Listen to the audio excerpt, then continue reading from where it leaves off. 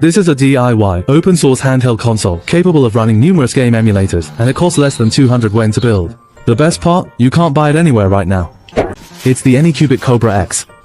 Since it's an entry-level 3D printer, I'm planning to put it through some truly serious work.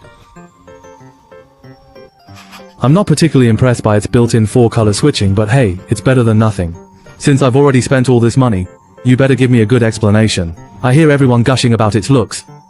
But good performance is what truly matters, isn't it? This time, I'm going to use it to build my next million like project, so everyone, please sit tight, prepare to be amazed, and give that triple like button a good smash. This is a model I sculpted during my commute, featuring a control panel with interchangeable colors. I'm out of words, just look at the design. I'll let the Anycubic Kobra X handle the simple arrangement for me. After 2 hours of work, the print is finally done. Feels like something's missing? Never mind, let's check the print quality.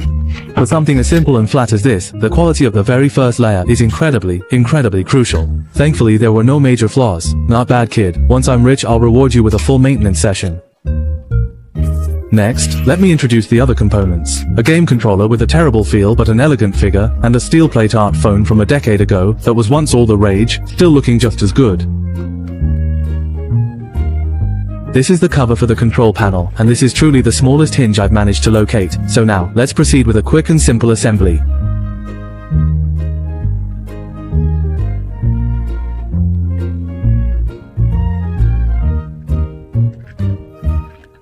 Insert the phone, then insert the controller. Since they didn't pay for advertising, I'll have to obscure this part here. And it's essentially finished now. It's quite square. Let's put the cover on and see how it looks. I don't know what you were all expecting, but personally I think it's pretty interesting. Let's see if we can find where things went wrong. This panel's cutout isn't quite right, it needs adjusting. So let's redo it. The newly printed control panel cover.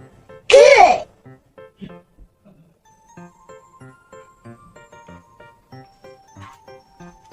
It's in, let's tidy. This is just my demo version. For the official version, you would need to use some glue to secure it. You might think this looks very rough around the edges, but it's a DIY project after all.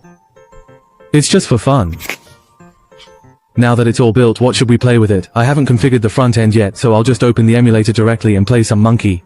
By the way, since the My4's storage is too small, you can add an external card reader.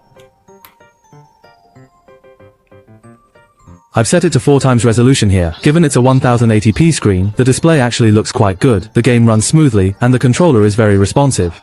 Putting a hat on the monkey is still as much fun and entertaining as it ever was. Alright, that's it for this DIY project. We'll see what other random stuff we can build next time.